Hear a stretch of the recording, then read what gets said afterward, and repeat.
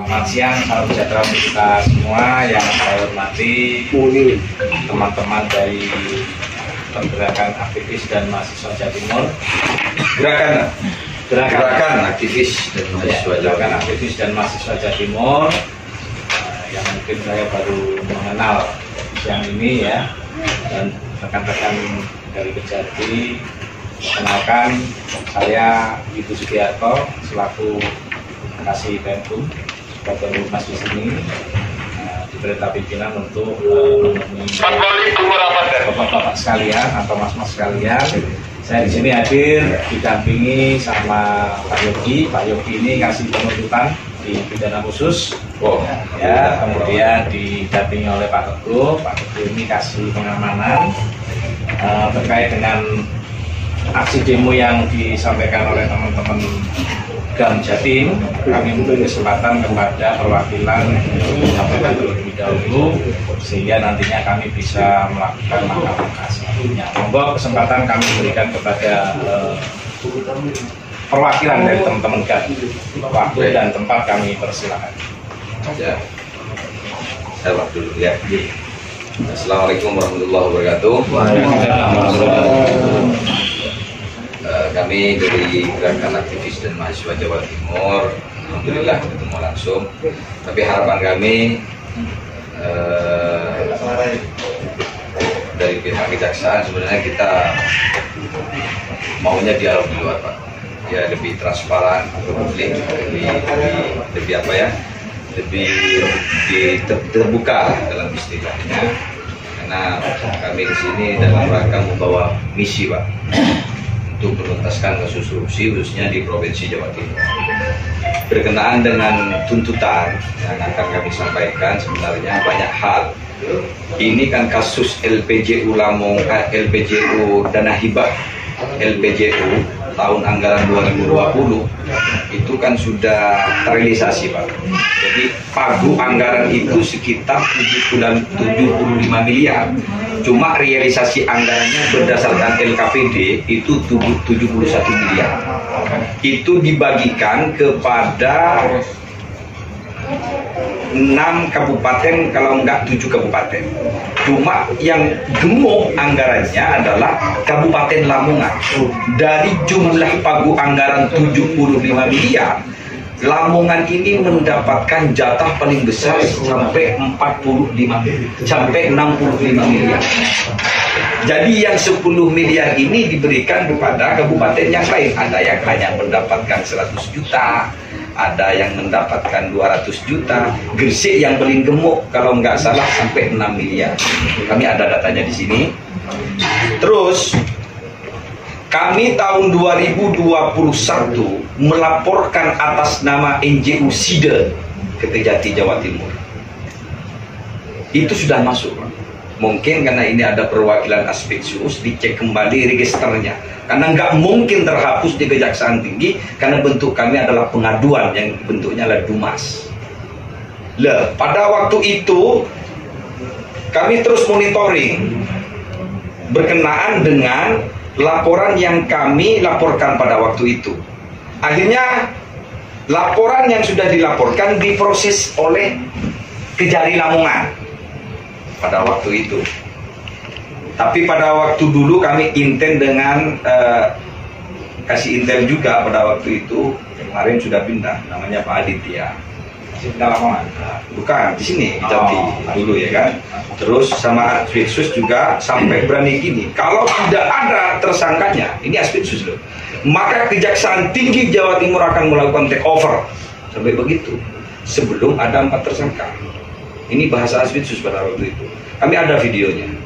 Jadi setelah diproses oleh Kejaksaan Lamongan, justru Kejaksaan Lamongan karena sudah kerugian uang negara terlampir dalam buku 2 LHPBPK dengan angka kerugian uang negara 40,9 miliar. Akhirnya diproses menetapkan 4 tersangka. 4 tersangka ini adalah ketua Pokmas semua, dan 1 adalah penyedia barang dan jasanya, yaitu PT Setting.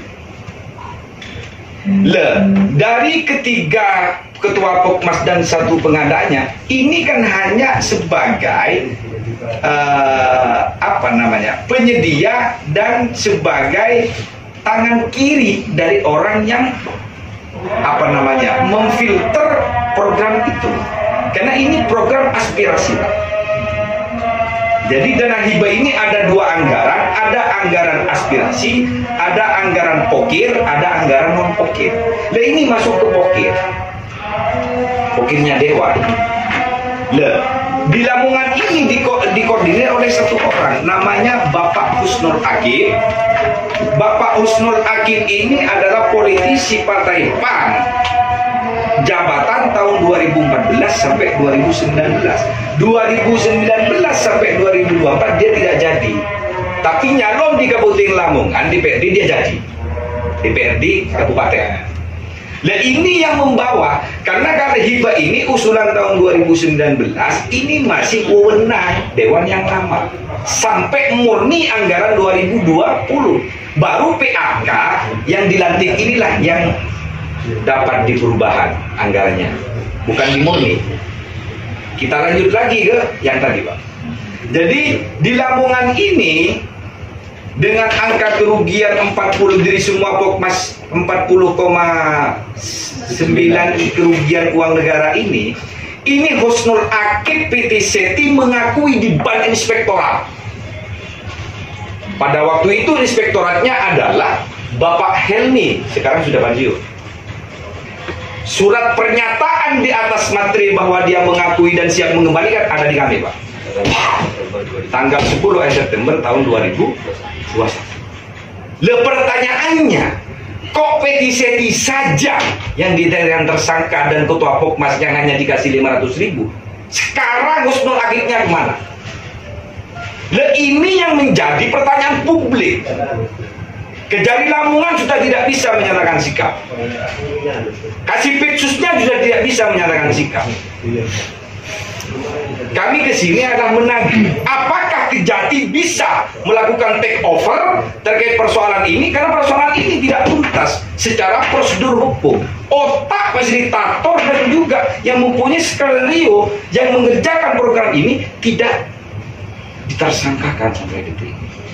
Ini problemnya, Pak. Dari angka kerugian uang negara 40,9, ini pertanyaan publik. Kenapa kok sampai detik ini tidak ada satupun yang bisa mentersangkakan Husnul Hakim? Jangan-jangan ada main mata, itu. Namanya asumsi. Pada kesempatan kali ini kami sebenarnya, ini juga ada perwakilan dari pihak Kejati, juga ada dari Humas dan juga dari Aspitsus. Ini atensi soalnya. Kami tidak akan kami siap secara eksis ngawal kasus ini. Bahkan minggu depan, minggu lagi, dan minggu selanjutnya kami akan konten Kejaksaan Tinggi. Karena harus ada monitoring dari kejaksaan di atasnya. Bisa dipastikan kalau Kejaksaan Lamongan sudah nggak bisa. Ini harus Kejati yang mempunyai hak otoritas secara kelembagaan hukum atas nama kejaksaan. Nggak bisa kalau sudah Kejari Lamongan. Memang kemarin ada perubahan struktur di sana. Kejari baru kalau. Ya gitu, Pak. Jadi terkait dari tuntutan kami ini sudah berdasarkan data. Kalau Bapak mau minta tanda tangan PT Seti, Husnul Hakim dan Inspektorat perjanjian bahwa dia mengakui uang kerugian negara segitu dan siap mengembalikan sampai batas akhir tahun 2021, filenya kami kirim. Filenya kami kirim hari ini di atas materai. Iya, makanya saya bukan menantang kepada Kejati. Cuma Kejati hari ini harus mempunyai sikap dari persoalan ini supaya masyarakat, khususnya orang yang sudah paham terkait persoalan kasus korupsi ini, betul-betul pertanyaannya dijawab oleh aparat penegak hukum, khususnya kejaksaan yang sudah menangani sampai ada menetapkan 4 tersangka kecuali Husnul Akif. Begitu kira-kira pembukaan dari kami, Pak, selaku pimpinan dari Gerakan Aktivis dan Mahasiswa Jawa Timur. LPJOTS Lamongan 2020 harus diambil alih oleh Kejaksaan Tinggi Jawa Timur dan kemudian Husnul Akif sebagai fasilitator yang juga diduga menjadi dalang utama